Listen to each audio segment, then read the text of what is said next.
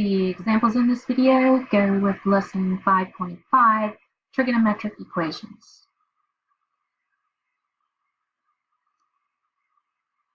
Example 1, solve the equation the sine of x is equal to the square root of 2 minus the sine of x, part A, over the interval from 0 to 2 pi. All right, let's consider this first of all as an algebra problem. If we had x equal to the square root of 2 minus x, and we were trying to solve this equation for x, we would add this x to the other side so we could get all x's on one side. That would give us 2x. These would cancel, and we would have just the square root of 2 over here.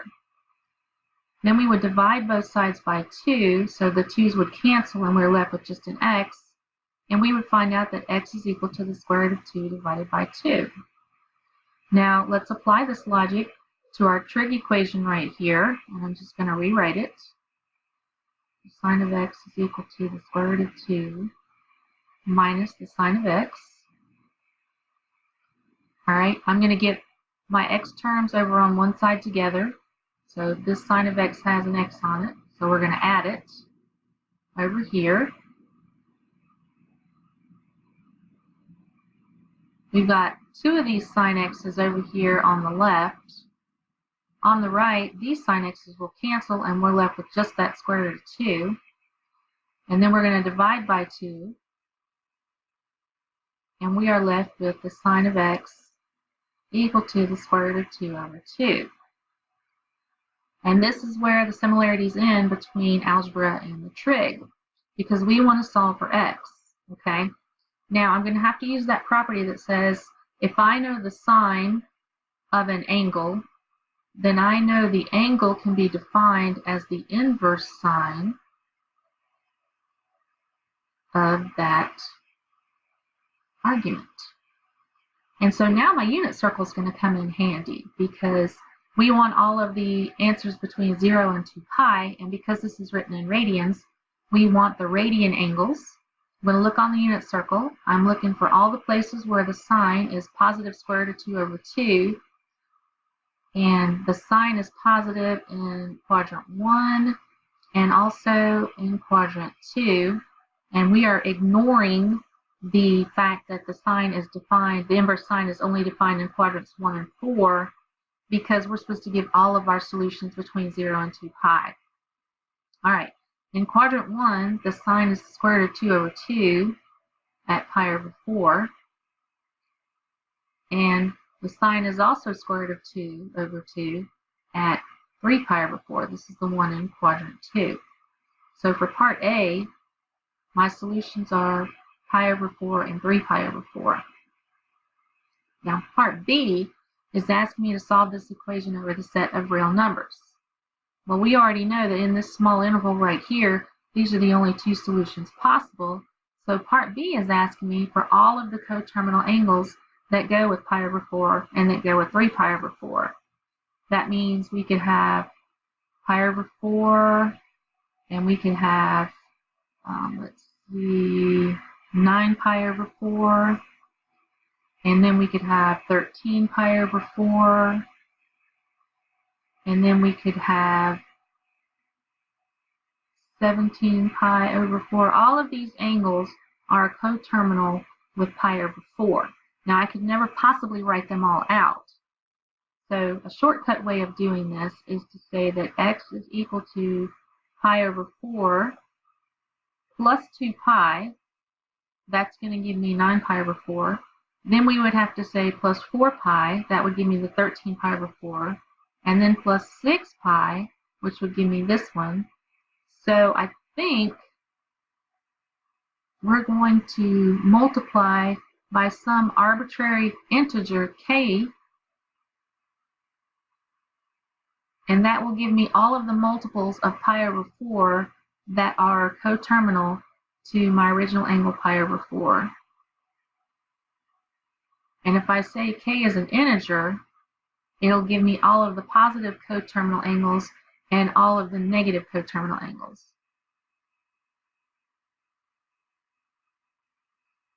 And then I have to do it all over again with 3 pi over 4. but it's the same thing. We would just say that 3 pi over 4 plus 2 pi times some arbitrary number k, where k is an integer.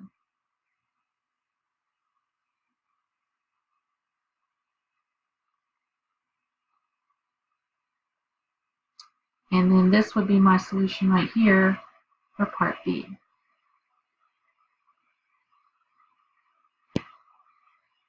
Example 2, solve the equation 1 plus the cosine of 3x equals 0. Part A, write the solution set for the general solution. Part B, then write the solution for the interval from 0 to 2 pi. So we're going to do this one backwards from the first one. And the difference here is going to be the fact that we have this 3 here. So it actually changes the period of my problem. Whereas in problem 1, we had the sine of x. It wasn't the sine of 2x. So the period on that one was 2 pi. Okay, so let's solve our equation right here. We got 1 plus the cosine of 3x equal to 0. Remember, we're trying to solve for x right here. We'll subtract 1 to the other side. I know that the cosine of 3x is equal to negative 1. Then I'm going to use that property. If I know the cosine over here of a certain angle right here, then I know that angle is equal to the inverse cosine of that element there. And so now I'm going to use my unit circle, and I'm going to find the places where the cosine is actually equal to negative 1, and that's going to be just pi. And since we're doing the general solution, remember we're going to add that arbitrary value 2 pi times k. But we're not finished because we haven't solved for x, we solved for 3x. And so what I need to do now is divide everything by 3, and that means my general solution is going to be pi over 3 plus 2 pi over 3 times some arbitrary number k, where k is an integer.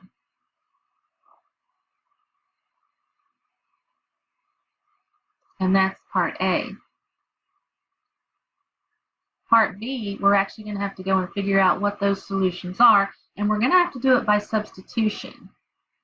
So I'm going to start with k equals negative 1, and I'm going to plug it into the pi over 3 plus 2 pi over 3. I'm actually going to plug it in for k, so this would be 2 pi over 3 times negative 1. And if I get an answer over here that's between 0 and 2 pi, that's going to be a solution to my problem. So let's see what happens. In the calculator, we have pi over 3 plus 2 pi over 3 times negative 1. And that's going to give me negative pi over 3. This is not in my interval between 0 to 2 pi, so it's not going to be a solution. All right, let's move forward.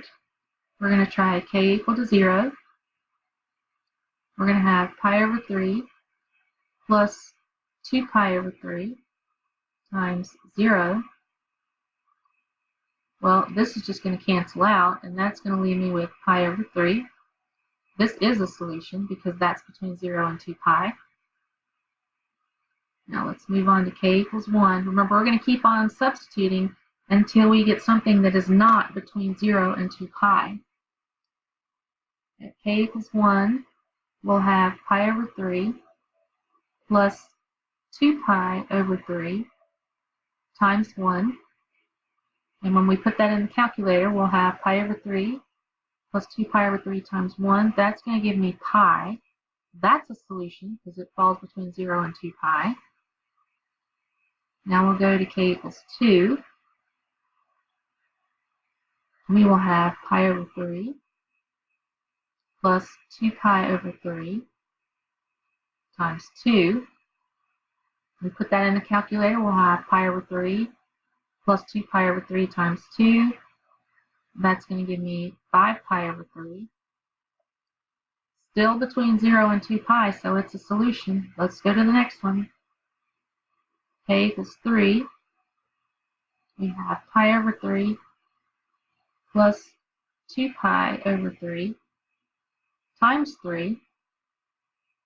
This is going to give me 1/3 plus 6/3, 7 pi over 3. Not between 0 and 2 pi, so that is not a solution. So now that I have two non-solutions, I know that everything in between here is my solution set. And that means for part B, we know the solutions are pi over 3, pi, and 5 pi over 3.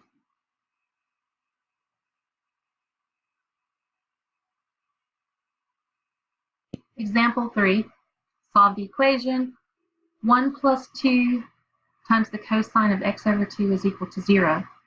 Write the solution set for the general solution, and then part B, write the solution set on the interval from 0 to 2 pi. All right, let's come over here and solve the equation. We have 1 plus 2 times the cosine. I'm going to change this to 1/2 x equals 0. Okay, trying to solve for x, we're going to subtract this 1 to the other side first. That leaves 2 times the cosine of 1/2 x equal to -1. Now, according to the order of operations, we're going to need to divide everything by 2. We have the cosine of 1/2 x equal to -1/2. And now we'll use the property that if I know the cosine of an angle, which is -1/2, then I can find the angle. And the cosine of that is going to be equal to, the inverse cosine of that is going to be equal to the angle there. So if I know the cosine of the angle, then the angle is equal to the inverse cosine of that element there.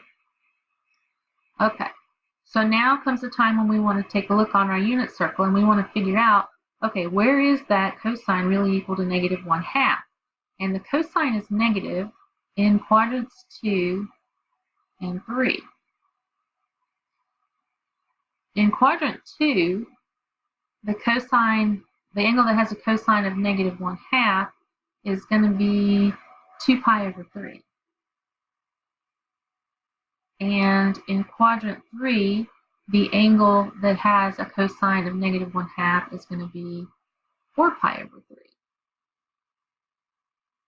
To find the general solution, remember, we're just going to add 2 pi times some random integer k.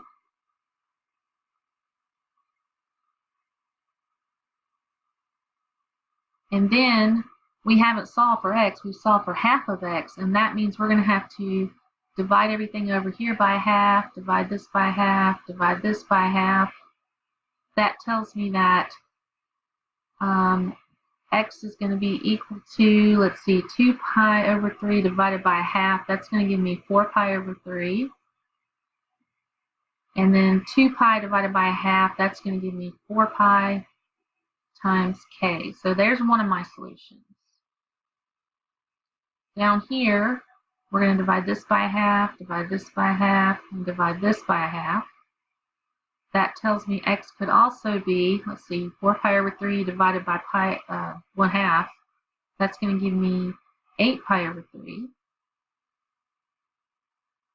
Plus, and then 2 pi divided by half is going to give me 4 pi times that random variable, integer k.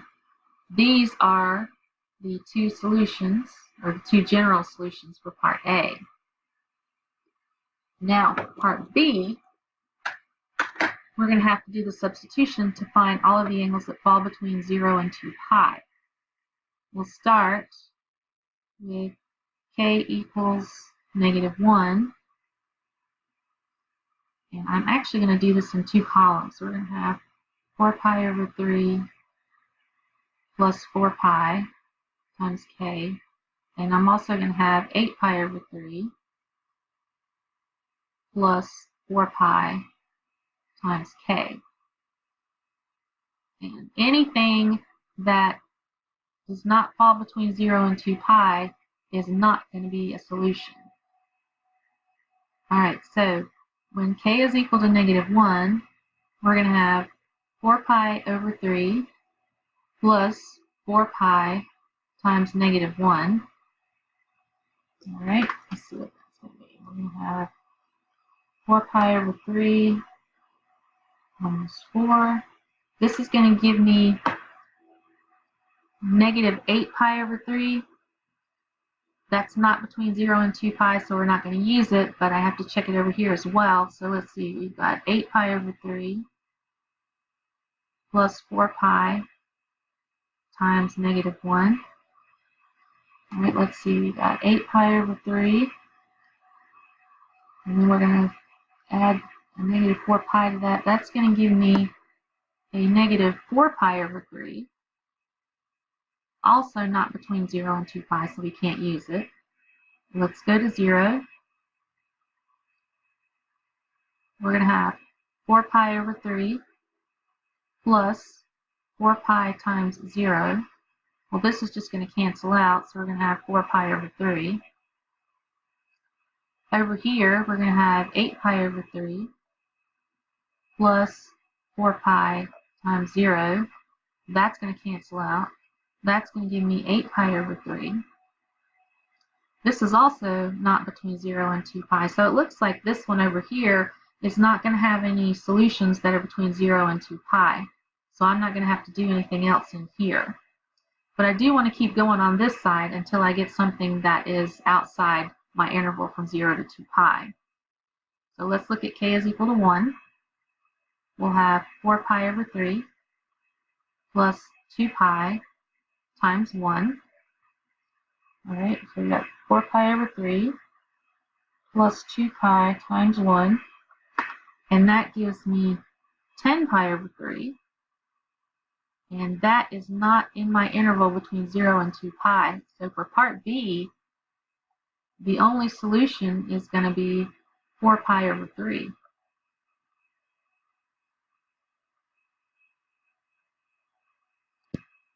Example 4, solve the equation cotangent x minus pi over 4 is equal to -1. Part A, write the solution set for the general solution, and write the solution set on the interval 0 to 2 pi for part B. Okay, let's solve our equation. We've got the cotangent of x minus pi over 4 equal to -1. We're trying to solve for x right here. We need to get rid of this cotangent first. If I know the cotangent of an angle, then I know that that angle there, which is x minus pi over 4, must be equal to the inverse cotangent of -1. Now again, because we're doing the general solution here, we are going to look on the unit circle for all of the angles where the cotangent is equal to -1. X minus pi over 4 is going to be equal to, let's see, the cotangent is negative in quadrant 2, so that's going to be 3 pi over 4. And then the other place where the cotangent is -1 is going to be in quadrant 4, and that's going to be 7 pi over 4. Now, to get to the general solution, when we did the earlier ones, we had 2 pi, but this is cotangent, and so the period on the cotangent curve is pi, so I'm only going to be adding pi to these. And remember, I'm trying to solve for x, and right now I've solved for x minus pi over 4, so I'm going to add this pi over 4 over here. Oh, that should be pi times k, shouldn't it? Sorry. And I'm going to add it to the 3 pi over 4 because those are my like terms. That means we're going to have 3 pi over 4 plus pi over 4. That's 4 pi over 4, but that's just pi. And then we've got pi times k back here. So pi plus pi times k. Over here, I'm going to add the pi over 4 to the 7 pi over 4 because those are my like terms. they're going to cancel. We're going to have x equal to, let's see, 7 pi over 4 plus pi over 4. That's 8 pi over 4, but that reduces to 2 pi. All right, so here are our solutions in general. And actually, we could turn this into just pi plus pi times k, because what's going to happen is all of the angles here are going to be repeated in all of the angles we put in right here, because we'll have the odds and the even pi's here. This is just going to give me the even pi's. So really, these two combine together to give me this as one solution. All right, so I'm going to use this one. We're going to start with k is equal to -1. And remember, we're going to try and figure out all the solutions that happen between 0 and 2 pi. And notice 2 pi is not included as part of my solution set. So when k is equal to -1, we'll have pi plus pi times -1. That's going to give me 0. That is included. It has a bracket here. So that's going to be a solution. When k is equal to 0, oops, I need to do -2 first, because I have to keep doing this until I get something that's not on the unit circle, or something that's not between 0 and 2 pi. So let's look at k equals -2. That means x is equal to pi plus pi times -2. That's going to give me negative pi, not on my interval here, so I don't have to use it. Now let's go to k equals 0. We'll have x equal to pi plus pi times 0. This is going to cancel out, and that's going to leave me with pi. That is within my interval, so we'll keep it. And then when k is equal to 1, we'll have x equal to pi plus pi times 1. That's going to give me 2 pi, which is not inside my interval here because the 2 pi is not included. That means that the solution for part B is just 0 and pi.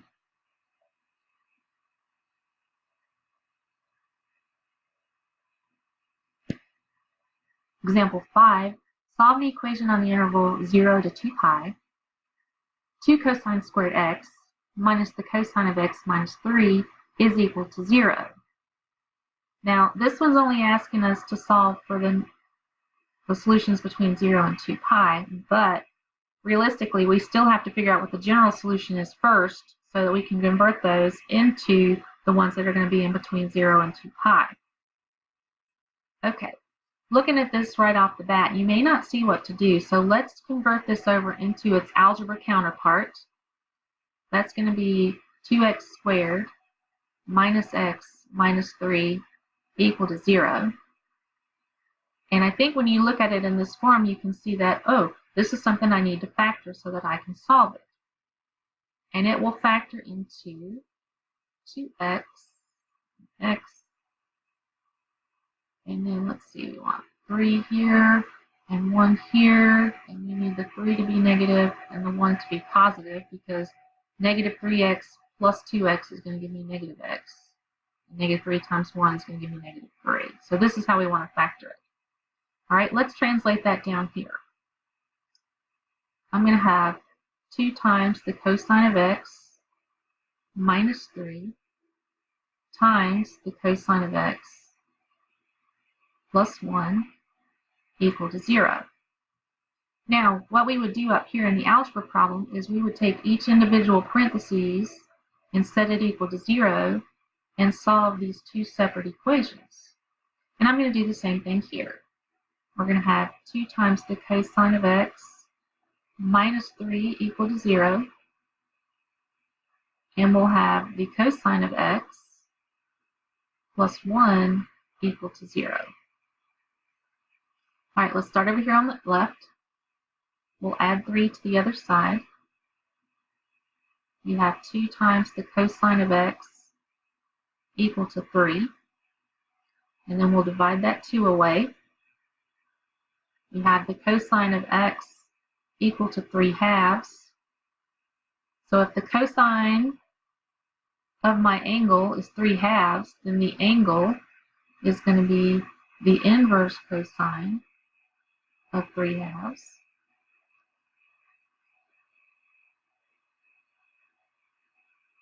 And when you put that in your calculator, because this is not on the unit circle, you're actually going to get an error here. So this one has no solution, or this side has no solution. All right, let's go over here. We'll subtract 1 to the other side. You have the cosine of x equal to -1. That means our angle is equal to the inverse cosine of -1. And on the unit circle, the only place where the cosine is -1 happens at pi. And to get to the general solution, we would be adding that to pi times some random variable k, some random integer k.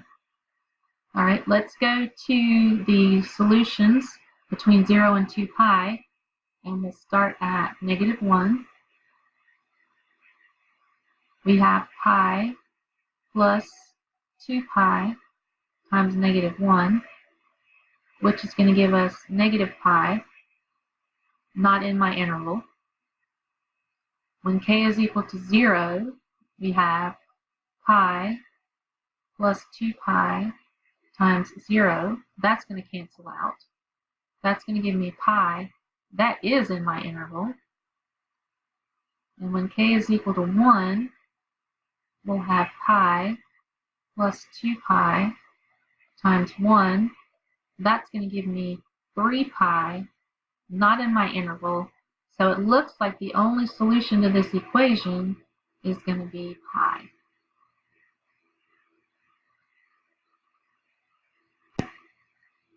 Example 6, solve the equation on the interval 0 to 2 pi, 4 cosine squared x minus 3 is equal to 0. All right. Again, taking a look at this in its current form might be a little bit confusing, but if we change it over into its algebra counterpart, we'll have 4x squared minus 3 equals to 0. And the first thing I would do is see if this thing will factor, and unfortunately it won't. So I'm going to apply the square root property here. We're going to add 3 over to the other side. That leaves me with 4x squared equal to 3. Remember, I'm solving for x. So if we divide by 4, we'll have x squared equal to 3 over 4. And then we'll have to square root both sides. Don't forget, since the square root was not part of the original problem, we do need that plus or minus sign there. And the radical sign and the square are going to cancel out. We're left with x. The square root of 3 we don't know, so that's going to have to stay. But the square root of 4 is a nice number. It's just going to be 2. So we're looking at positive and negative square root of 3 over 2. All right, now let's translate that back here into our trig equation. We'll add 3 to the other side here. We have 4 times the cosine squared of x equal to 3, because they're going to cancel. And then we'll need to divide this 4 over here. And we have the cosine squared of x equal to 3 over 4. Then we need to square root both sides. Square root of the cosine squared. Don't forget the plus or minus, and that's because the square root was not part of the original problem. The radical and the 2 will cancel. We're left with the cosine of x. Over here on the right, the square root of 3 we don't know, but the square root of 4 is 2. That means that x is equal to the inverse cosine of positive square root of 3 over 2, or x is equal to the inverse cosine of negative square root of 3 over 2. Now we need to use our unit circle. We'll have x equal to, let's see, the cosine is square root of 3 over 2, and that's positive in quadrants 1 and 4. So x could be pi over 6, or x could be 11 pi over 6, or now we'll come over here to the negative square root of 3 over 2. The cosine is negative in quadrants 2 and 3. That means cosine is negative square root of 3 over 2 at 5 pi over 6, or 7 pi over 6. And to get to the general solution, remember all of these would be plus 2 pi times k. And this one will be added to 2 pi times k. And this one's 2 pi times k. And this one, 2 pi times k. Okay, let's insert a slide here.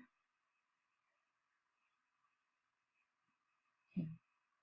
So we have all the pi over 6 angles here, plus 2 pi k.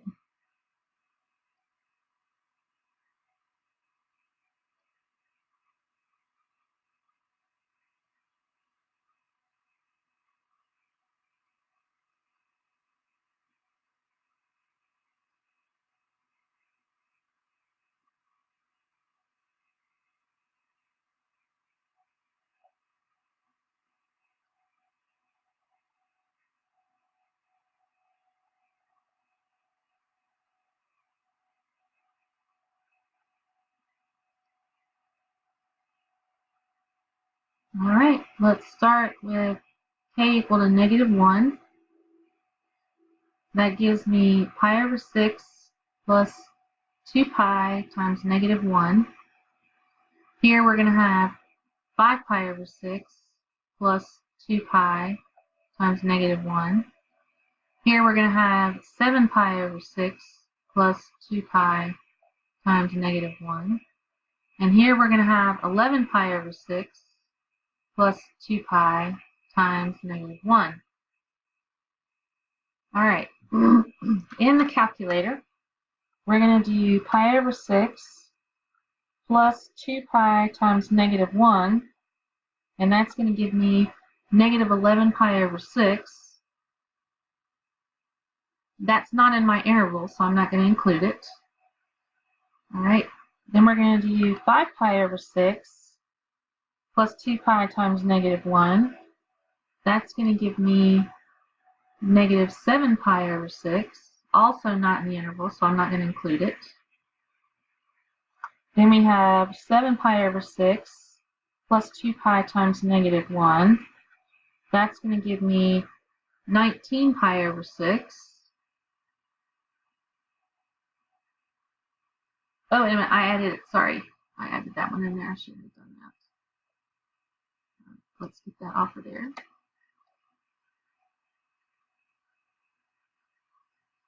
Let's try that again. 7 pi over 6 plus 2 pi times negative 1. That's going to give me negative 5 pi over 6. All right, this is not in my interval, so I'm not going to use it. And then we have 11 pi over 6 plus 2 pi times negative 1.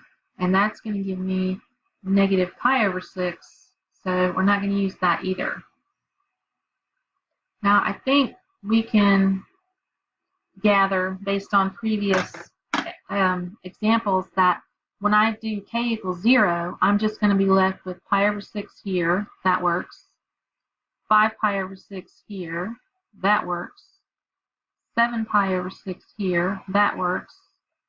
And 11 pi over 6 here. That works. So let's go ahead and jump off to k equals positive 1. We'll have pi over 6 plus 2 pi times 1. And then we'll have 5 pi over 6 plus 2 pi times 1. And 7 pi over 6 plus 2 pi times 1. And then 11 pi over 6 plus 2 pi times 1. Okay. Well, pi over 6 plus 2 pi times 1 is going to give me 13 pi over 6. And this is not in my interval, so I'm not going to include it. So that means pi over 6 is going to be a solution here, and I don't have to try anything else. 5 pi over 6 plus 2 pi times 1 is going to give me 17 pi over 6. And that's not in my interval. That means that 5 pi over 6 is going to be the only solution from this family. Now we'll come over here. 7 pi over 6 plus 2 pi times 1. This is going to give me 19 pi over 6. Also not in my interval, so 7 pi over 6 is the only one that's going to work from that family. And then over here we have 11 pi over 6 plus 2 pi times 1. That's going to give me 23 pi over 6.